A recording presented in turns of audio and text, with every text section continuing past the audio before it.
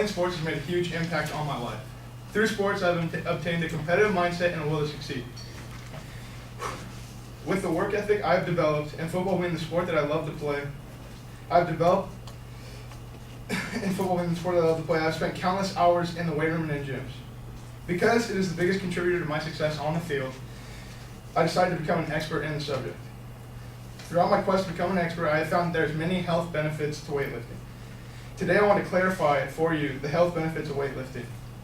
Not only does it increase your physical health, but also your mental.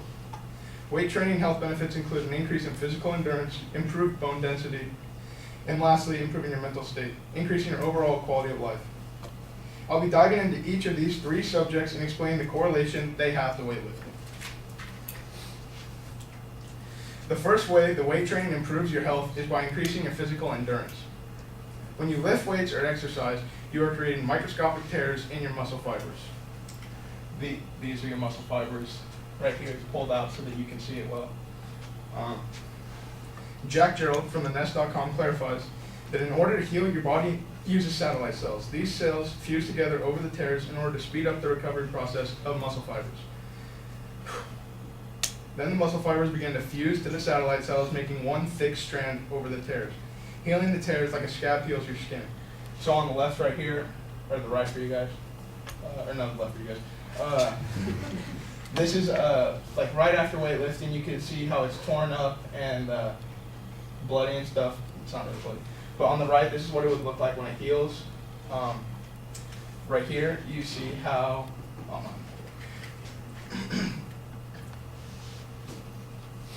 protein strands give your muscle durability and size. These are released with calcium during the time that you weightlift. So right here, this is before you weightlift, this is like after the recovery. So you see how there isn't more muscle, it's just the strands become thicker and more dense. At the same time of all this, you are increasing the strength of your tendons. This is because your tendons connect your muscle to bones. Tendons, along with muscle contractions, are the reason that we allow our bodies to move. By strengthening your tendons, you are decreasing the risk of injury while lifting. The process of lifting and increasing the strength in your tendons and muscles is what allows you to live everyday life with ease. This could include playing with your dog, carrying your child to bed, or even bringing in the groceries from the car. Essentially, anything that you do that includes interacting with a physical object outside of your body could be enhanced by weightlifting. This could be picking up your pencil, walking to class every day.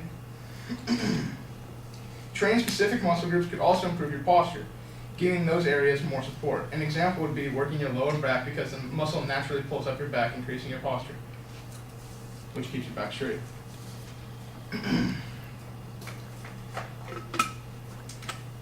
Lifting can also increase your bone's density. Your bone's density is what contributes to your bones breaking, bruising, or being completely fine off trauma. The release of hormones is key to your bone's density. These hormones increase the amount of protein and calcium your body will absorb around the time of lifting. In men, lifting and resistance training briefly increases the rate of testosterone released into your body. This is key in older men due to the fact that your testosterone and bone density naturally decreases over time. When it comes to females, estrogen is the hormone that increases bone density. It is important for women to lift prior to menopause because of the lack of estrogen the body receives after menopause. Which is why you see older women with frail, older bones, and they often shrink more than men do. In order to get a good workout and good hormonal release, it is most efficient to go with resistance training or weight training at low weight and high repetition. This isn't the only way, it's just the fastest way for results. If you were looking at your bone's density, you would need to schedule a BMD, bone mineral density test, with your doctor. You would be scanned by a composition analyzer, which is most like an MRI. It scans your body for mineral deposits specifically in your bones. The doctors will give you your results based off what they see on the analyzer, and this test is most often used on elderly people, but anyone can schedule the test. So right here, that's in the background, and then this would be the test. Yellow, I'm sure, stands for like a decent amount. You don't want to see red, you want to see green and yellow.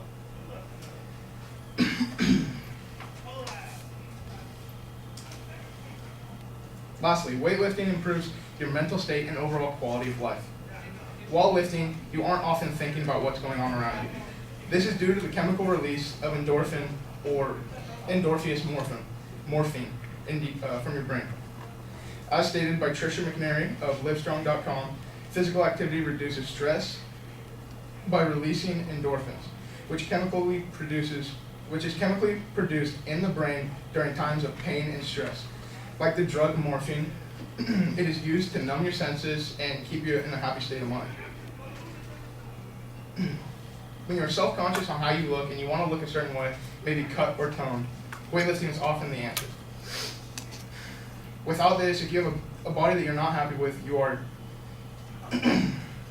self-conscious, stressed out, and have lots of anxiety. By lifting, you can get the body that you want, and this will decrease your stress and anxiety. Dr. Dana Norik of Natural News explains that stress alone causes you to lose 5 to 10% of your life. The phrase look good, feel good comes from truth and has been said for centuries. If you think you look good and have self-confidence, then you'll feel less anxiety and stress and pressure, leading to a healthier lifestyle that can be attained by weightlifting. This is endorphin release into your brain right here, I believe, is where like most of the stress and anxiety goes in your brain. So you can see the high level of endorphin released when you are stressed out or have anxiety. Weightlifting is often misunderstood and perceived in a negative way, but nearly all studies on weightlifting prove it to have major health benefits. Altogether, lifting increases your quality of life in several ways, including your physical endurance, bone density, and mental state. The next time you get the option to go to the gym or stay home, I hope you choose to go to the gym now knowing the health benefits of weightlifting. Thank you for your time.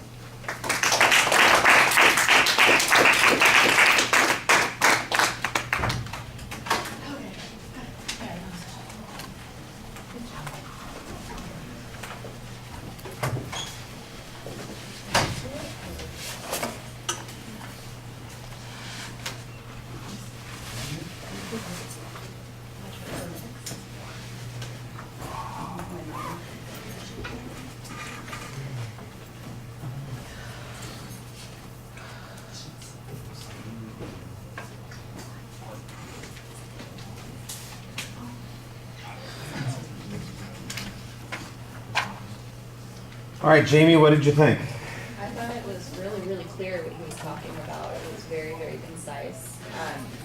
He was really, really knowledgeable about his topic, and when he said he was an expert about it, he decided to be an expert about it. You really, really are an expert about the topic.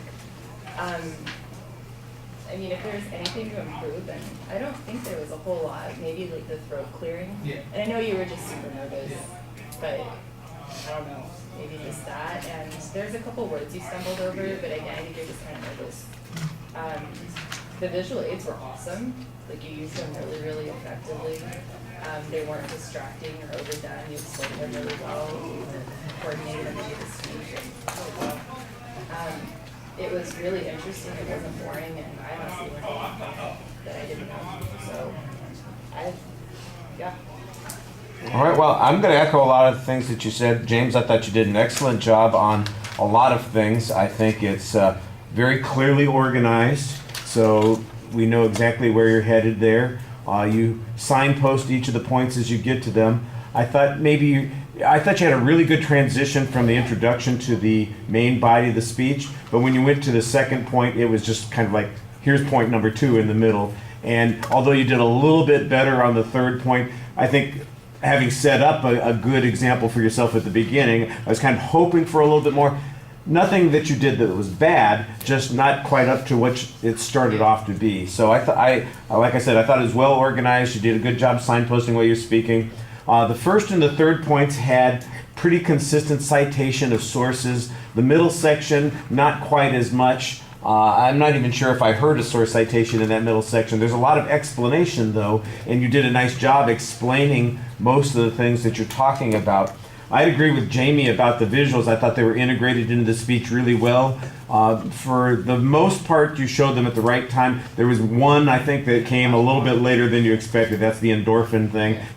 I think that was pretty obvious that it was like oops, this was supposed to be earlier, but you didn't panic about it, you didn't make a big deal about it, you just went on with it, and I don't know that other people noticed because you were still in that section, but that would have been a slight mix-up at best, not something to fret about. Those kinds of things happen. Jamie mentions delivery issues. Everybody's going to stumble on a word or two. Everybody's going to cough or clear their throat occasionally. Those weren't the things that I thought were problematic.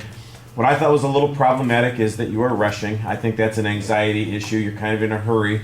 And you do have a tendency to read a lot when you're giving the presentation, and you need to talk to us a lot more. Now, the next assignment that we're working on is all about delivery kinds of stuff, so we're going to kind of force people to switch from, you're not going to have notes to read from. You have to talk to us when you're speaking. You're not going to have anything in your hands. There's no visual materials. You are basically having to address us, so it's going to be a little bit different. That will force you to change some of those things.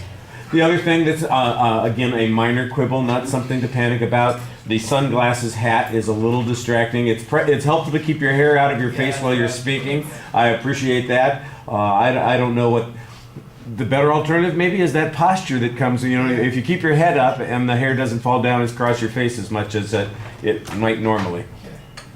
And by the way, I speak from experience on that. I used to wear my hair down to the middle of my back most of the time, so old school stuff. Thank you very much.